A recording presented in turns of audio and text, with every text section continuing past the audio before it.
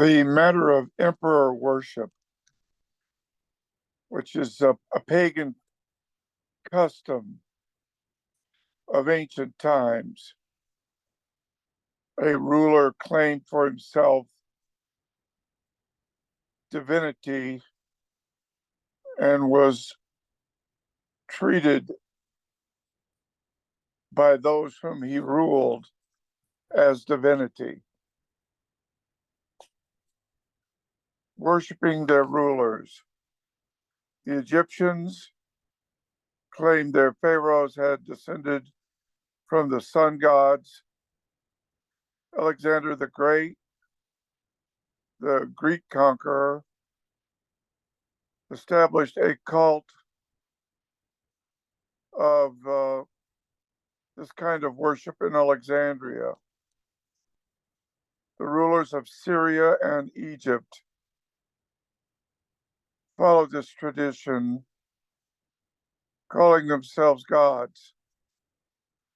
In Daniel 3, you have an actual instance of King Nebuchadnezzar and emperor worship, where he makes a statue.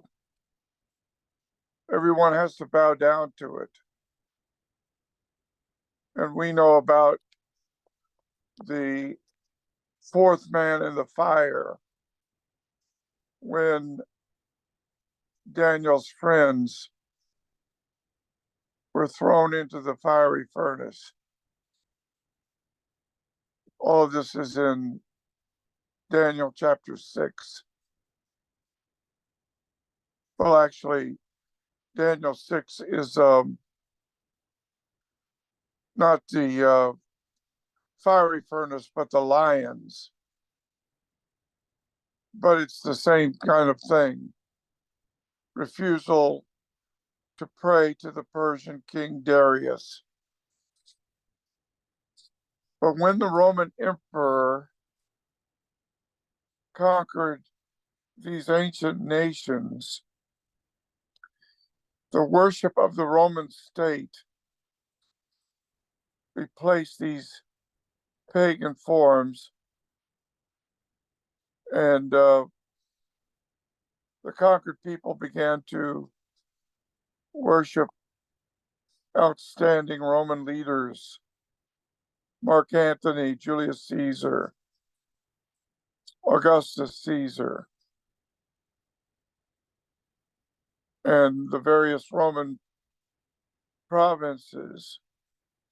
You had the subjects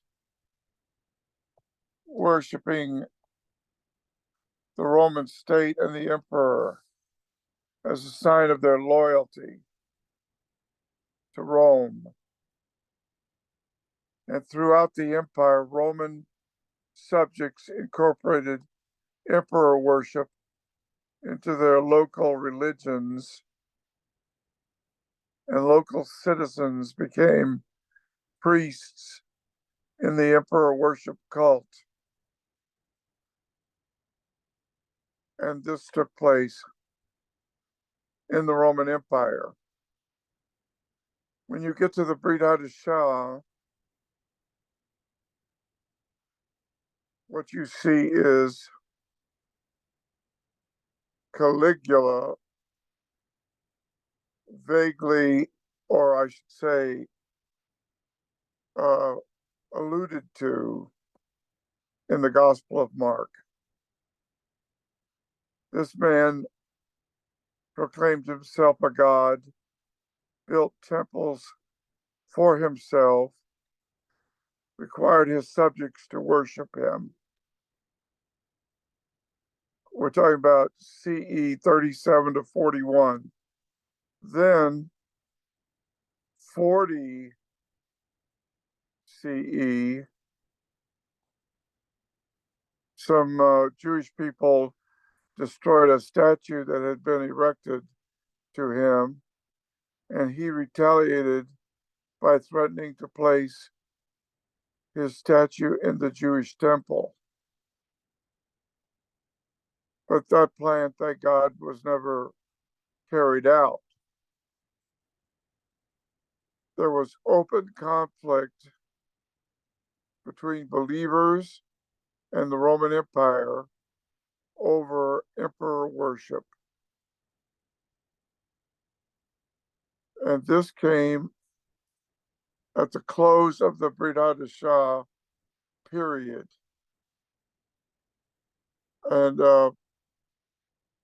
under Emperor Trajan, believers who would not renounce their allegiance to the Messiah and pledge their worship to the emperor were often executed.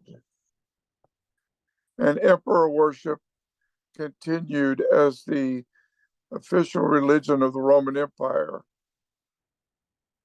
until Constantine, whose reign was from 305 to 337. And this is where the business of 666 is in the book of Revelation. When you look at the gematria, when you do the counting,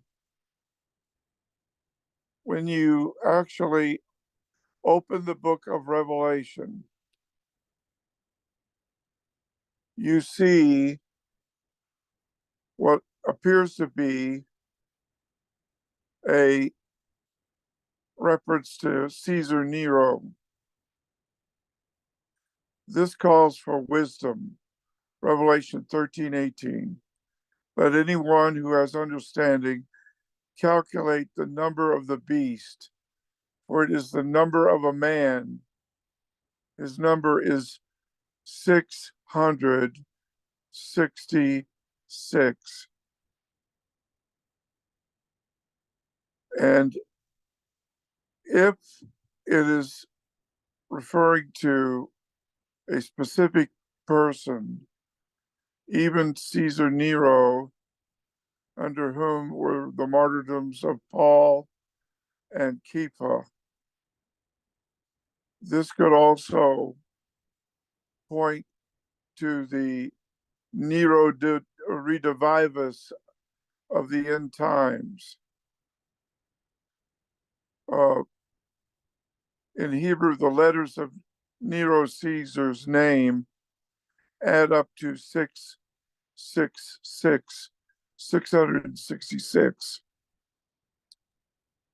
So it's the number of a man in contrast to the number 7. It's a symbol for the anti-Moshiach, the ultimate enemy of Moshiach. And it's a number that represents the fallen world system. And so whatever the meaning, it is a clear warning about the end times. And that's why we have to be on the alert and remember what the scriptures tell us in Haggai. Is it time for you to build well-paneled houses for yourself while God's house lies in ruins? I think that's found in Haggai chapter 1, verse 4. We need a position paper on that. All too often, ministers are demanding bigger and bigger salaries and well-paneled houses, whereas the headquarters of the world revival was not the Vatican Palace, but the Mamertine dungeon, where Rav Shaul was dealing with his associates from a dungeon cell. If you watch The Rabbi from Tarsus, the full movie, you will get an idea about that. We have to endure hardship and do the work of a mavaser. We have a Bible Society in New York. It's not in a skyscraper on Broadway. It's in a little SRO, single occupancy, single resident occupancy, with books and computers stacked up to the ceiling, and living very much hand to mouth, so that every penny that can come in goes for Bibles and things of that nature. And we have volunteers instead of high-paid people, and we have digital Bibles rather than spending a fortune on paper. We are trying to do the work that God has called us to do. But in the last days, there will appear various anti-Moshiachs. And this gematria, 666, is to remind all of us that there is an enemy coming, and a time when believers will find their lives are worth very little in this wicked world. And I want to pray right now in view of the lateness of the hour, that people will wake up and read the scriptures and taste and see that the Lord is good. Moshiach ben David, come into my heart, forgive my sins, take control of my life, and I will serve you and follow you all the days of my life. And always remember Rebbe, Melech, HaMoshiach, and 666. Amen.